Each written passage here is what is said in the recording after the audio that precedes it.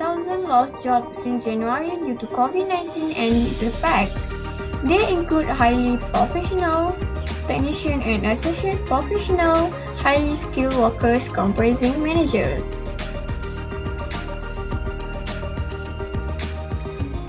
The sectors involved are transportation, wholesalers, food and beverage, hospitality, and manufacturing.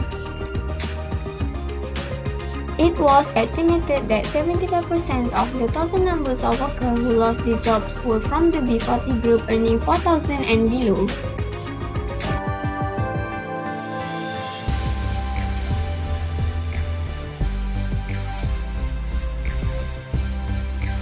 Assalamualaikum and a very good day to everyone. My name is Nashdin Naim. My metric number is 206993 and today I will be explaining the Malaysian labour market shows signs of recovery. Unemployment rate falls to 4.7% in July. Malaysian labour market has shown sign of improvement. More has to be done to accelerate the country's economic recovery so create more jobs and achieve more full employment, said Minister in Prime Minister Department Mustafa Mohamed. The unemployment rate is expected to remain elevated in the coming months as a slower recovery is seen in the labour market and amidst COVID-19 lockdown restriction. As everyone can see, this is the graph from the Department of Statistics of Malaysia, which shows the Malaysia monthly unemployment rate from January to August. We can see that the graph is slowly increasing and then remain to be constantly for the following months.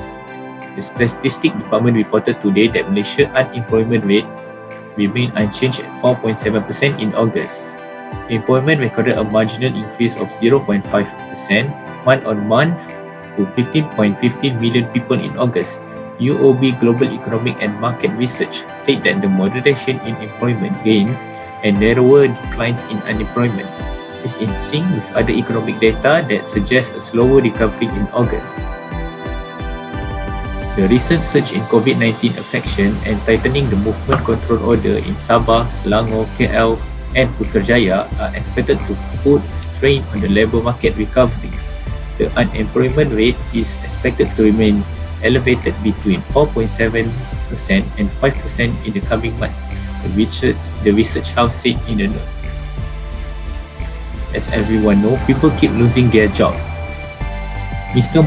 Mustafa added that since June 28, 200 more people are employed, leaving 745,100 people unemployed.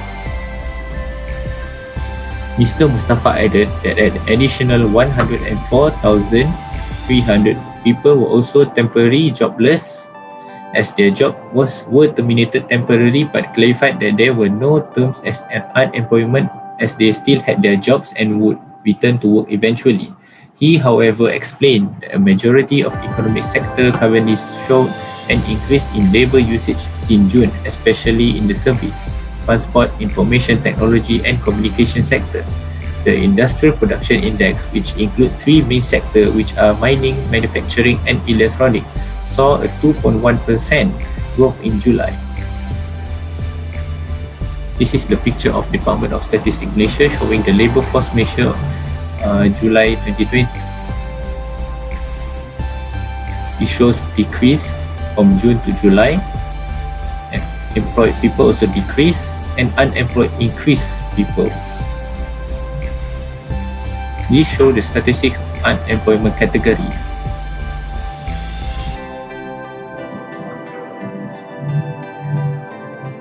So the job market now safe from worst of COVID-19.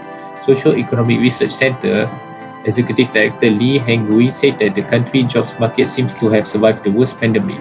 2 months of moderation in the unemployment rate, which is 4.7% in July and 4.9% in June, suggests that the worst of COVID-19 impact on the nation job market is behind us. Extension of assistance programs such as Targeted Wage Subsidy Program (WSP 2.0) and special grant for the micro enterprises will provide support to the local businesses and the labour market.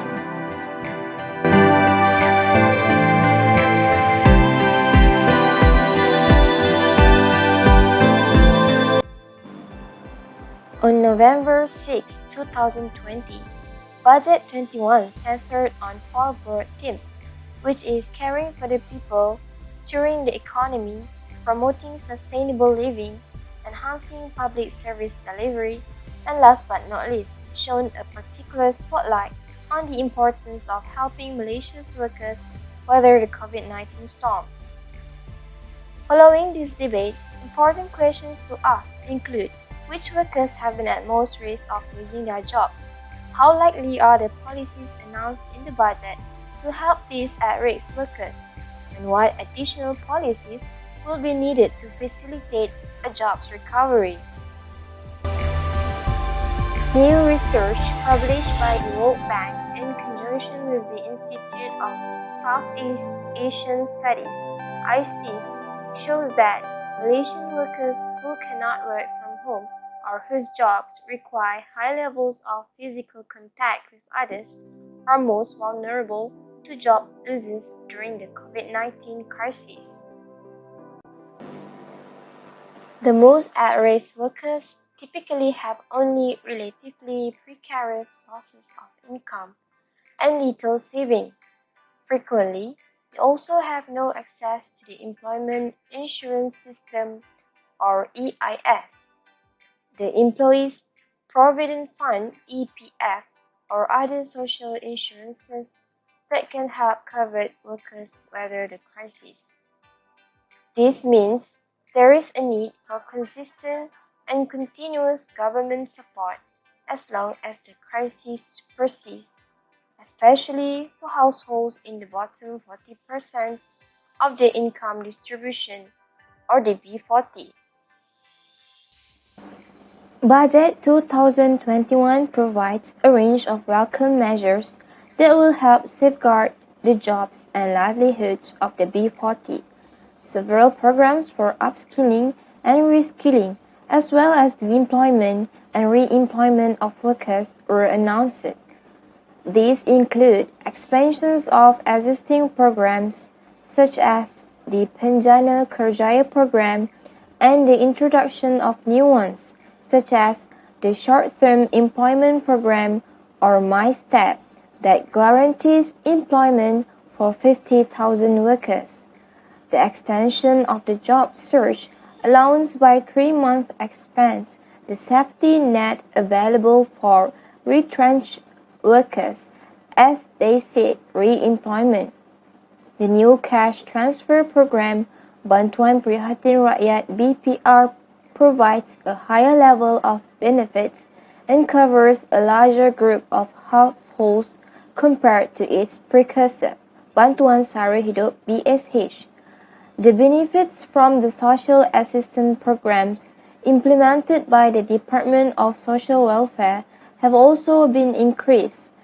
These changes are particularly welcome in light of the continuing impact of COVID-19 on households and especially B40 households.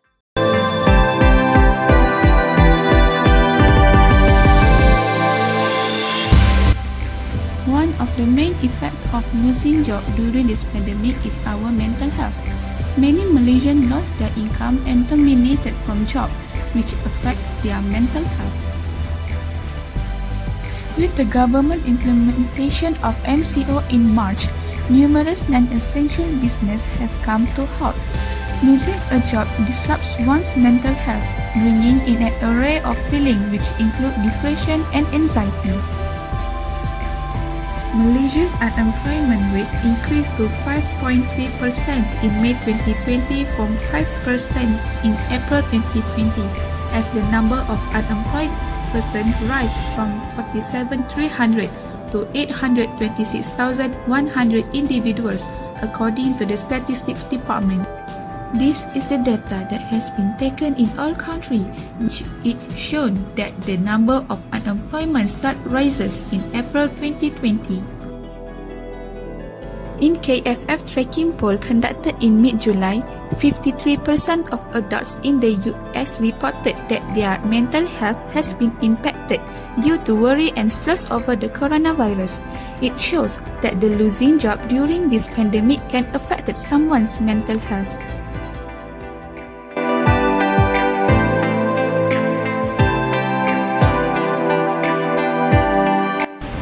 thinking about how to earn money or extra income after losing a job?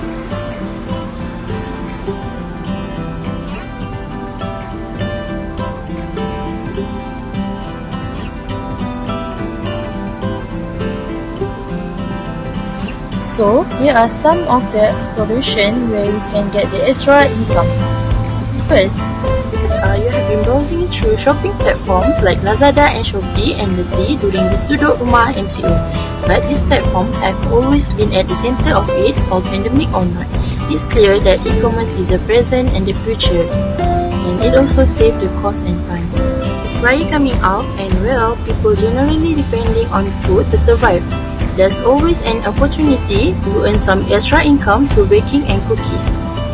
They are especially popular during the festivals, where many people will buy pretty looking treats as gifts for their loved ones. The MCO is ultimate push for business to go online, and that even goes for your humble pakcik store too. This has created an incredible demand for items, including food, to be delivered, and this will only continue even after the MCO is lifted.